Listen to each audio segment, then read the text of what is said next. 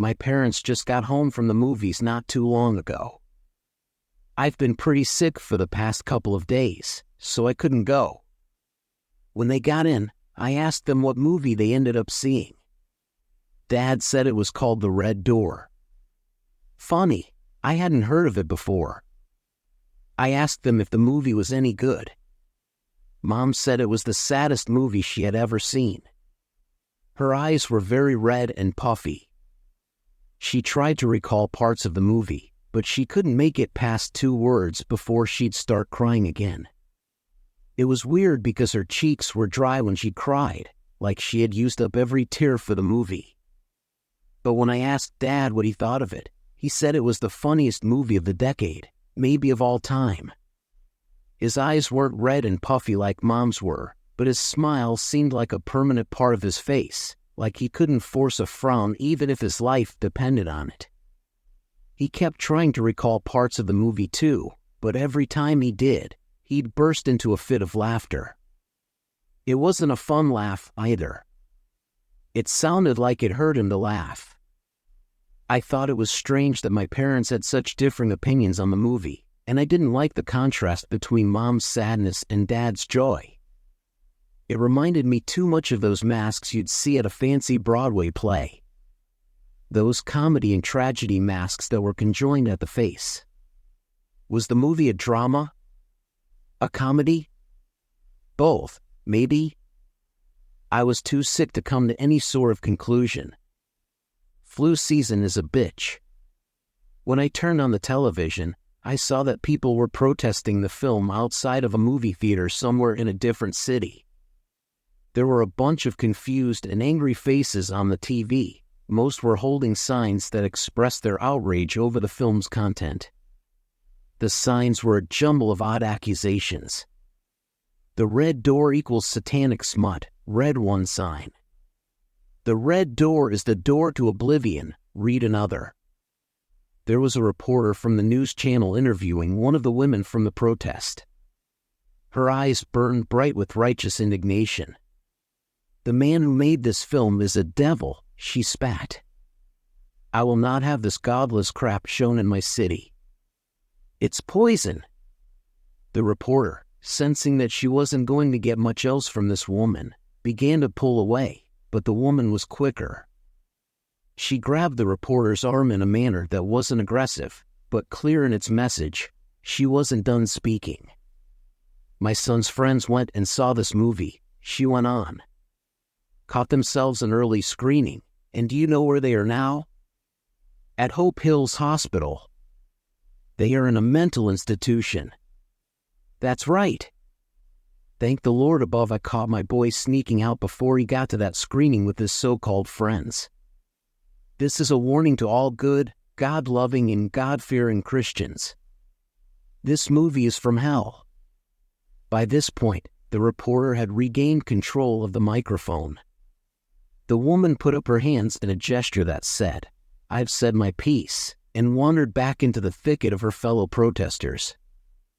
I wondered why people were so upset over the film. Sure, there had been protesters at cinemas before, but this felt different. There were a lot of protesters at this cinema, and I wondered if this was an isolated situation, or if people were protesting the film elsewhere. I went and asked Mom and Dad if they saw any protesters outside of the theater they went to, but they were too busy getting their shoes and coats back on. I asked my dad what he and Mom were doing. He said they were going to see the movie again. I was surprised by this. Mom and Dad had never gone back to the theater to see the same movie twice, let alone on the same night. They left. Dad was still giggling as he shut the door. Mom kept sobbing as she made her way to the car. They were acting very strange tonight. I went back to watching the news. Now there was someone else being interviewed. It was an attendee of the film. The reporter asked the man what he had thought of the movie. The man looked scared. Downright terrified, in fact. He couldn't seem to keep his voice steady, but a few shaky words could be heard through his chattering teeth, such as, "Nearly scared me to death," and won't be sleeping tonight or any night to come." It sounded like he meant it. The phone rang, which gave me a bit of a jump. I hadn't realized how on edge I was. It was my friend, Jamie. I thought he was calling to see if I was feeling any better, or maybe to let me know what I had missed at school, but he wasn't calling me for any of those reasons. He was calling to talk to me about the movie, to talk about The Red Door. I told him that I hadn't seen it yet. He sounded oddly upset by this. "What do you mean you haven't seen it?" he said with clear irritation in his voice. I tried telling him I was sick, but he ignored this. "What do you mean you haven't seen it?" He repeated this question several times, growing more and more upset. Soon, he was shouting the question more than asking it. Again, I tried to tell him that I was sick, but he wasn't listening. He just kept screaming at me over the phone. At that point, I had to hang up on him. I've never heard Jamie so upset before. Whatever this movie was about, I was starting to think that I didn't want to know. It was making everyone act weird. I went back to watching the news, hoping Jamie was cooling down at his house just a few blocks up the street. The newscasters were showing pictures of the film's director. There were shots of him on what looked like a movie set from the 60s. Then they cut to some grainy-looking footage of the director in a white robe. He was standing with his arms to the sky and his head tilted up. There must have been at least 400 or 500 people in the crowd that gathered around him. They all wore white robes, too. Words appeared beneath the footage. Former cult leader turned film director still silent on whereabouts of missing cult members. The news anchor talked over this footage, mentioning the director's former life as a professor of quantum physics at a university that had fired him for misconduct, accusing him of indoctrinating students into his ever-growing cult. When the university discovered his intentions to relocate his new followers to a remote part of the jungle, the authorities were contacted, and the would-be director was put in jail for a time.